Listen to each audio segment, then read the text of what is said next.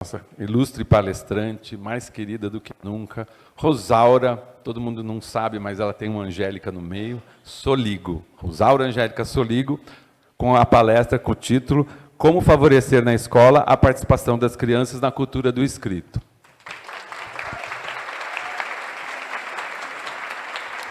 A Rosaura é formada em Psicologia, Pedagogia, mestre e doutora pela Faculdade de Educação da Unicamp, na qual eu tive o privilégio de ser orientador, do Grupo de Estudos e Pesquisas em Educação Continuada e na mesma universidade. É diretora da Rede Latino-Americana de Alfabetização e da Abapuru, Assessoria em Educação, parceira de várias instituições educativas no Brasil. Ela integra a equipe de coordenação do curso de especialização, formação, docência e alfabetização inicial na Universidade Federal do Piauí, que, de um certo modo, é uma sequência, né, de todo o trabalho com leitura escrita que a gente faz aqui na educação infantil. Então, a Rosaura tem nos orientado a dar continuidade a esses princípios do LEI no contexto da alfabetização nos anos iniciais. Além de ser autora de vários livros, publicações institucionais e outros textos na área da educação, ela integra a Biográfica, Associação Brasileira de Pesquisas Autobiográficas. Rosaura, a palavra é sua.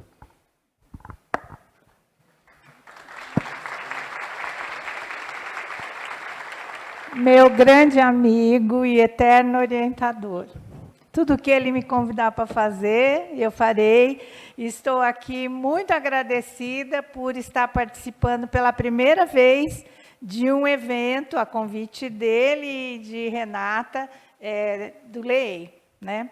O LEI já tem uma certa trajetória, mas eu cheguei para, talvez, quem sabe, trazer uma contribuição para vocês, somente agora, né? E estou muito feliz com isso, de estar junto com eles aqui, com vocês aí, muita gente conhecida, querida, que só faz acrescentar a qualidade da educação do nosso país, né? Eu preparei uma fala que tem muitos slides, mas é uma fala curta. Por quê? Porque eu trouxe muitos exemplos para vocês. Eu acho que a essa altura do campeonato, vocês já discutiram bastante as concepções, as perspectivas metodológicas, as abordagens mais oportunas para trabalhar com as crianças na educação infantil, na formação de educadores e tudo mais. Então, eu pensei que a contribuição que eu poderia trazer seria mais de concretizar em exemplos algumas das ideias que estão contidas nesse tema que a gente combinou que eu falaria a respeito. Eu olho aqui, né, para eu poder... Tá bem. Então, essa é a temática que eu me propus, né, como favorecer na escola a participação das crianças nas culturas do escrito. Renata e eu fazemos a coordenação desse curso de especialização da UFPI com o MEC, onde a gente discute com formadores do país todo como desenvolver um trabalho a partir do material que foi produzido ao longo do ano passado, que a gente chamou de percurso formativo de alfabetização inicial. E a gente optou, ultimamente, por fazer apresentações que tragam um formato que é assim, do que falamos quando falamos de. Porque os conceitos, eles andam do que era antigamente, porque virou agora. Então, às vezes, vira uma conversa em que um está falando uma coisa, o outro está entendendo outra. Por isso, a gente tem procurado, especialmente em falas mais curtas, e por essa via, do que falamos quando falamos de, né? E assim eu começo, então. Do que falamos quando falamos em favorecer a participação das crianças nas culturas do escrito. Cada um pode entender muita coisa disso, então a gente traz aqui a nossa perspectiva. Valores, significados, sentimentos, expectativas, costumes, rituais, condutas, comportamentos compartilhados, intercâmbios, produções, objetos, realizações individuais e coletivas. tudo que é verdadeiramente mediado pela escrita compõe as culturas do escrito. Então, pode parecer uma coisa muito complexa, mas, na verdade, é simples, né? O que é mediado pela escrita, dessas todas as coisas aqui e outras tantas, faz parte das culturas do escrito. Favorecer a participação das crianças nas culturas do escrito é garantir que elas conheçam e vivam cada vez mais esses tipos de experiência. Portanto, é algo que se coloca para as crianças desde que nascem, e não apenas a uma certa altura da escolaridade, como muitas vezes se acreditou. O que isso significa na escola? Porque as crianças estão imersas nas culturas do escrito desde que nascem. Quem tem famílias que têm um uso social mais intenso da leitura e da escrita, certamente vai ter uma participação maior desde pequenininha. Outras dependerão muito da escola. Então, na escola, o que isso significa? Garantir contextos potentes de participação das crianças nas culturas do escrito. Então, não basta saber que elas estão imersas desde que nasceram, é preciso que a escola assuma seu papel, especialmente frente às crianças que já sabemos que não têm um repertório vindo lá de suas famílias, de suas comunidades, de seus grupos sociais, né? Considerar que a aprendizagem inicial da leitura e da escrita é uma experiência fundamental que compõe as culturas do escrito. Não significa aprender sons, letras e sílabas, mas sim participar cada vez mais das práticas culturais mediadas pela escrita, aquelas lá a que eu me referia anteriormente. Que significa também isso na escola? Superar a velha ideia de que as atividades de leitura e escrita só são possíveis e adequadas depois que as crianças se alfabetizam. Não é assim que a gente entende. Utilizar sempre textos e portadores reais, em vez de oferecer escritos artificiais ou partes da língua escrita. Organizar uma rotina que garanta situações de leitura escrita por meio da professora e também pelas próprias crianças, claro que conforme suas possibilidades. Orientar as famílias para que convidem as crianças a participar de situações cotidianas de uso da leitura e da escrita, sempre que possível. Tem água aqui? Eu não enxergo, né? Pronto. Aí tá. Do que falamos quando falamos em ambientes alfabetizadores? Porque hoje a gente fala em ambientes alfabetizadores como espaços na escola para garantir tudo isso. Não para alfabetizar as crianças no sentido estrito, né? Do que falamos, então? Na escola, ambiente alfabetizador é a proposta intencional de ampliar o processo de participação das crianças nas culturas do escrito, que pressupõe a criação de um contexto favorável às situações de leitura escrita e ao uso significativo dos materiais disponíveis, dos diferentes portadores e dos textos de diferentes gêneros. Então, ambiente alfabetizador é o lugar cultural na escola de dar acesso progressivo, de maneira pertinente, adequada e ampliada às crianças, a tudo que compõe as culturas do escrito. Não estamos falando de A, E, I, O, U, não estamos falando de Lá, Lé, Li, Ló, Lu, não estamos falando de correspondência letra-som, não estamos falando de ambiente alfabetizador nessa perspectiva da alfabetização mais estrita, tá? Mas sim dessa perspectiva ampliada. Isso significa que ambiente alfabetizador não diz respeito somente ao processo de alfabetização inicial, mas à concretização de um projeto de formação das crianças para ampliar cada vez mais o seu conhecimento sobre a linguagem escrita e para garantir o seu direito de participar das práticas culturais valorizadas no mundo contemporâneo e na vida humana. Ambiente alfabetizador não é exatamente um espaço físico repleto de materiais escritos, pendurados nas paredes ou dispostos em caixas ou prateleiras. Mas, muito mais do que isso, é um contexto potente para aprender a acessá-los quando necessário, nas situações reais de uso da linguagem escrita.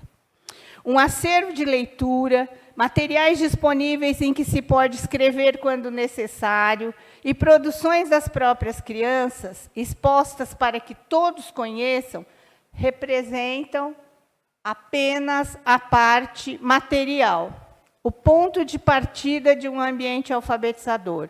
O que importa, de fato, é que isso tudo tenha bom uso, com propósitos comunicativos explícitos, em situações semelhantes às situações sociais reais de leitura escrita que acontecem na vida fora da escola. Então, para encerrar essa parte mais falativa aqui, digamos assim, para garantir o ambiente alfabetizador de fato, o que é fundamental, né? Então, são essenciais 5 dimensões, digamos assim, né? Um acervo diversificado para exploração, manuseio e leitura, materiais em que se possa escrever e produzir outros registros, registros de escritas seguras, que são aquelas escritas que as crianças têm certeza do que aquilo significa, o que está escrito ali, né?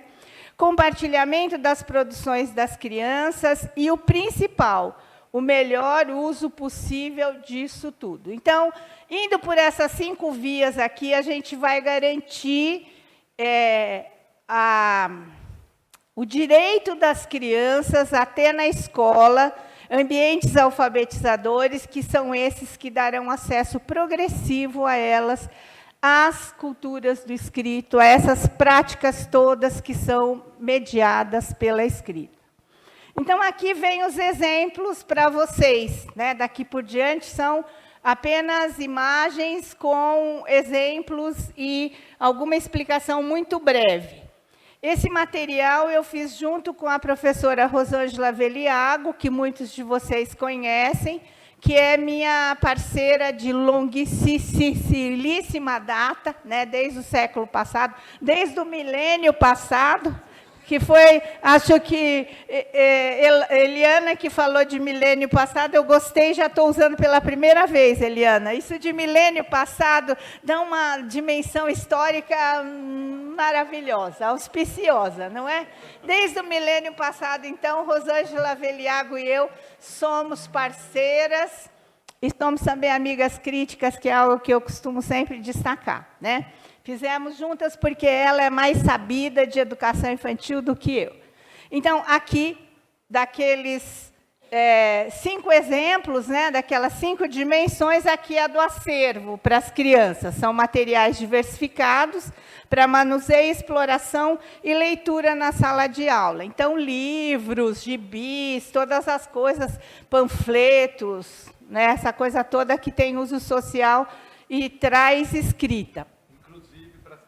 Estragarem, tá bom? Inclusive para as crianças estragarem.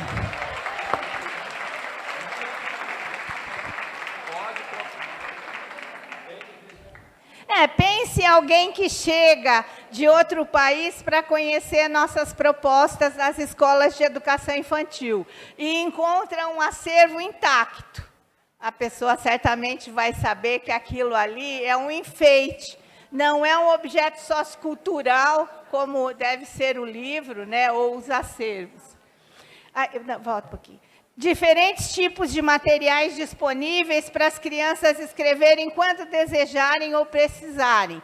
Papéis de diferentes tipos, bloquinhos, post-it, o que der na cabeça, murais externos dentro da sala de aula, vale tudo. São os suportes, então, para as crianças poderem utilizar.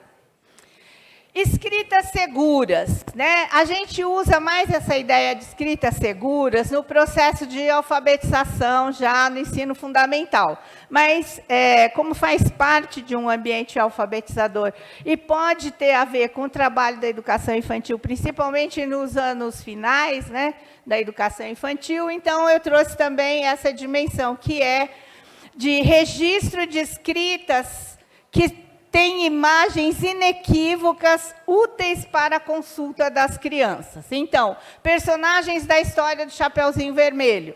Tem lá, Chapeuzinho Vermelho, escrito Chapeuzinho Vermelho. Lobo Mau, escrito Lobo Mau. Caçador, escrito Caçador. Vovozinha, escrito Vovozinha. Portanto, abaixo dessas imagens só pode estar escrito isso, não pode estar escrito outra coisa. Por isso que a gente fala que é escrita segura, porque é inequívoco, a criança sabe o que é. Ou, como aparece à esquerda ali, né, de um projeto de répteis, cobra, diante de cobra, lagarto, tartaruga, jacaré, camaleão. É muito diferente daquelas práticas antigas de etiquetar mesa, parede, teto, que a gente já fez isso um dia, né, gente? Não podemos nos esquecer. Quando a gente não sabia o tanto que o propósito comunicativo, tudo isso contava, a gente fazia o que podia, o que sabia, o que entendia que ia ser bom para as criancinhas, né? Mas isso aqui é outra coisa, tá? Pode seguir. Produções das crianças compartilhadas na classe e em outros espaços. Então, um ambiente alfabetizador que pretende garantir progressivamente o acesso às culturas do escrito precisa ter essa dimensão da produção das crianças exposta. Isso dá a condição de autoria, legitimidade da produção, vai dando às crianças a oportunidade de mostrar o que fazem publicamente. Desde pequenininhas. Isso não tem preço, gente. Eu tenho uma neta de 3 anos que escreve coisas, aquelas possíveis para crianças de 3 anos, e prega nos lugares, explica para as pessoas o que é aquilo. Então, isso tudo é muito importante, né? Pode seguir. O uso é o que realmente importa disso tudo que foi apresentado até agora, né? Então, aí várias situações das crianças usando os materiais.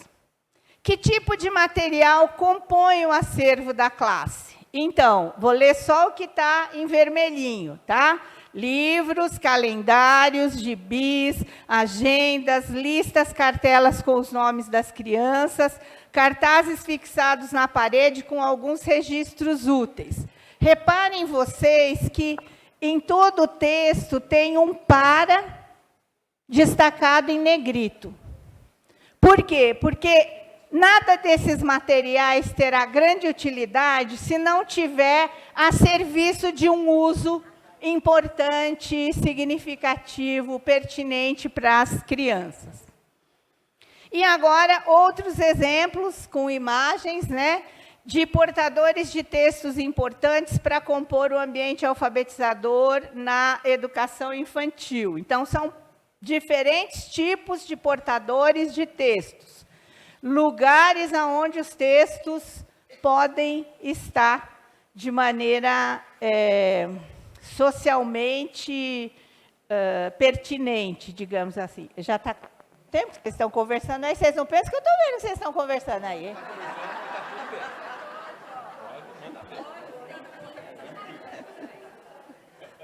Eu faço isso só para ganhar tempo.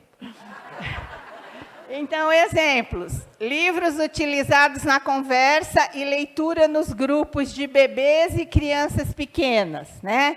Então, sempre mostrar onde está lendo, permitir que as crianças peguem, né? Que manuseiem, que comecem essa prática de utilizar o livro tal como ele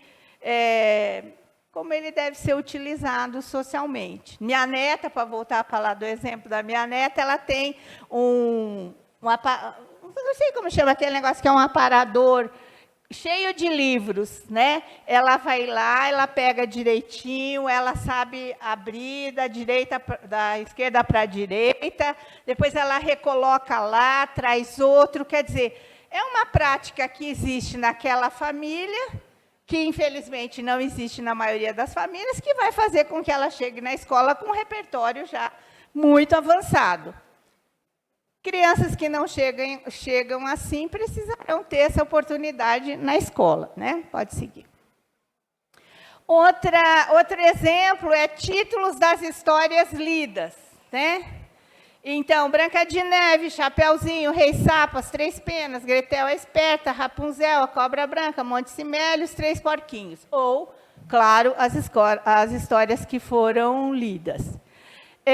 Mesmo que as crianças sejam pequeninas, vale a pena ter os nomes das histórias lidas. Por quê? Porque aqui está escrito Chapeuzinho Vermelho, vamos ler de novo. Enfim, essas coisas que vocês sabem, né?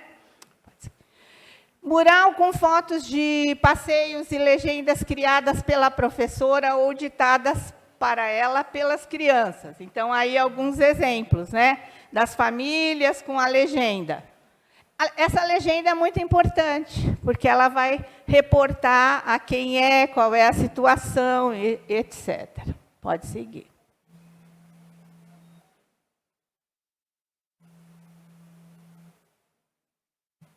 Aqui 2 outros exemplos, né, de informação importante. Dias da semana, é importante ter isso. Nem que não tenha muito uso com os pequenininhos, mas é importante ter, porque é um material social que se pode fazer uso. A gente vai no parque quarta-feira, vai lá onde está a quarta-feira.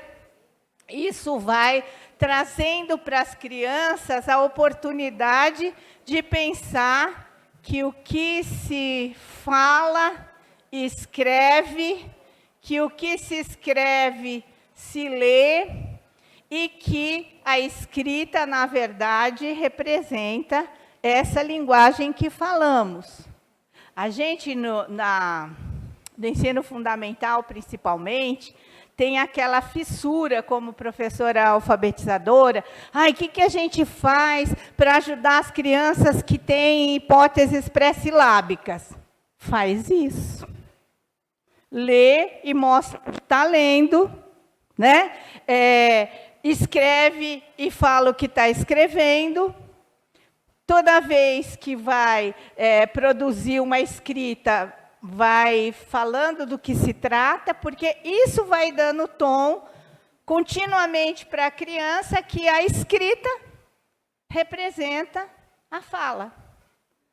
O que é uma criança que tem hipótese pré-silábica? É uma criança que não entendeu isso ainda, que a escrita representa a fala, né? Então, se a gente faz isso cotidianamente, nós não estamos fazendo atividade específica na folhinha nem nada, mas estamos trazendo uma informação útil e tal.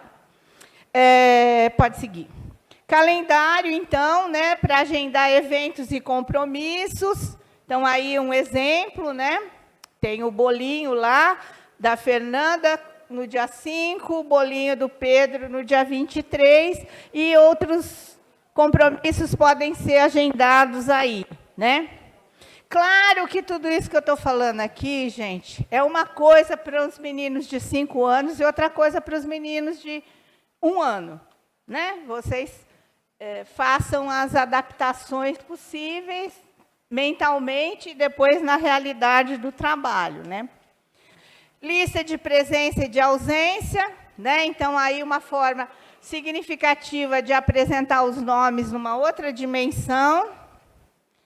Aqui, registro da professora do que a turma diz que é necessário para uma proposta. Então, também, né? As crianças vão falando, a professora vai escrevendo, está contribuindo para que todos aprendam que há relação entre o que se fala e o que se escreve. Então, aqui nesse caso, exemplo, para plantar alface, precisamos do quê? Terra, ferramentas, ajuda do seu Luiz e regador. Isso, gente, às vezes a gente faz e nem tem a ideia brilhante de registrar, mas é fundamental. né? Porque está dando esse contexto para as crianças. Cartazes de eventos e de preferências da turma. Então, uma visita que foi feita ao Museu Afro Brasil, de um lado, do outro lado, para além das preferidas, que podem ser substituídas com o andar do ano letivo, né? Pode seguir. Aí, mural com anotações sobre os projetos. Então, o projeto que teve girinos tem lá anotação sobre eles. Os girinos chegaram na nossa sala no dia 5 de 5, recebemos 8 e já morreram 5. Oh.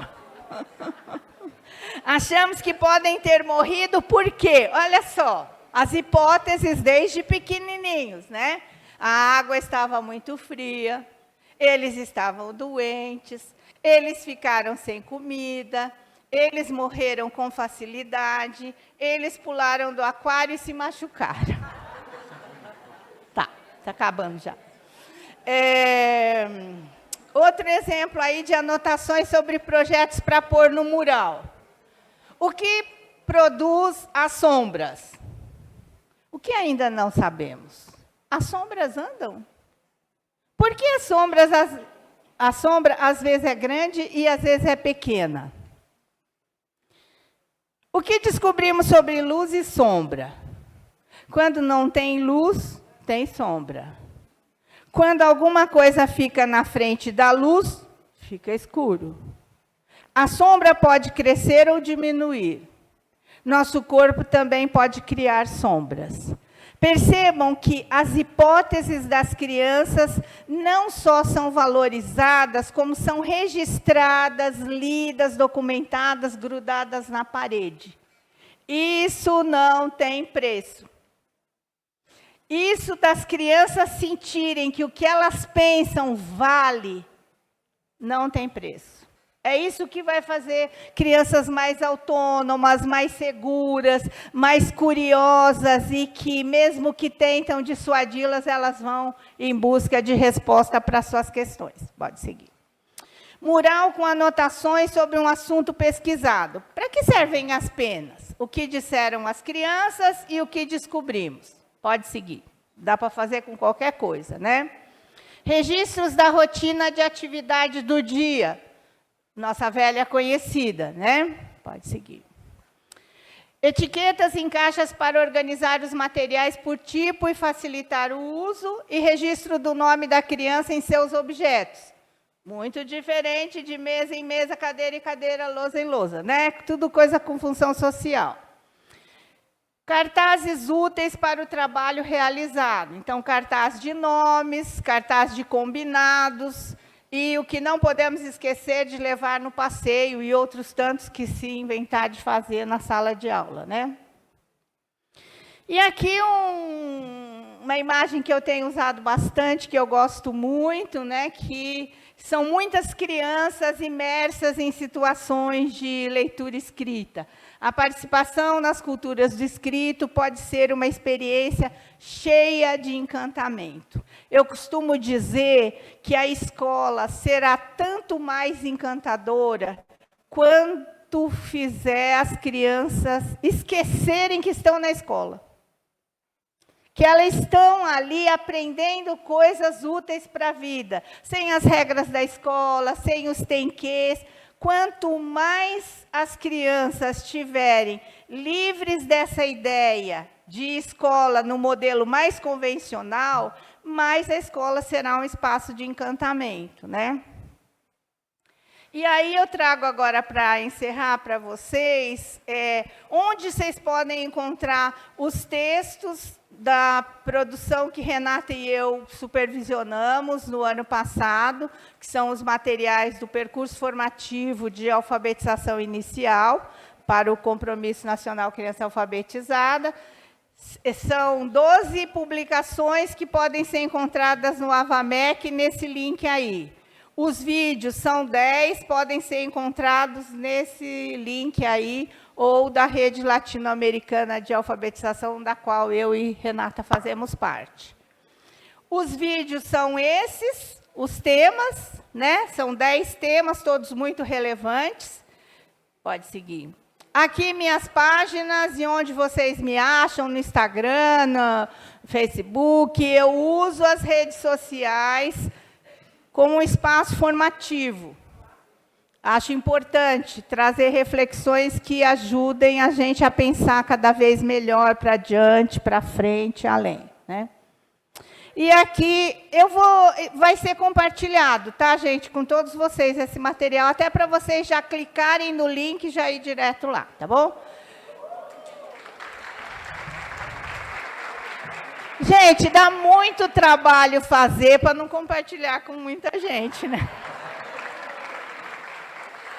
E aqui, como eu disse, Renata e eu somos membros da Rede Latino-Americana de Alfabetização, outras pessoas que estão aqui também, né? E tem a indicação de como vocês acessarem as publicações. Então, o site, o perfil no Instagram e o canal no YouTube, tá? Tudo de bacana que a gente tem pensado, as lives que a gente tem feito, né? No âmbito da Rede Latino-Americana de Alfabetização, é publicado aí nesses canais, tá bem? Muito, muito, muito, muito obrigado pela possibilidade de estar aqui dialogando assim correndinho com vocês, tá bom? Boa sorte e feliz ano novo!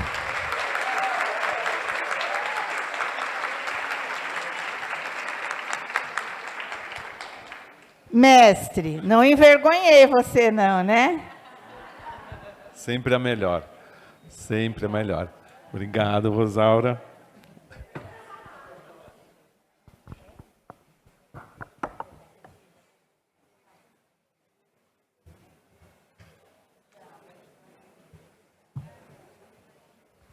Obrigada a eles, obrigada a vocês mais uma vez.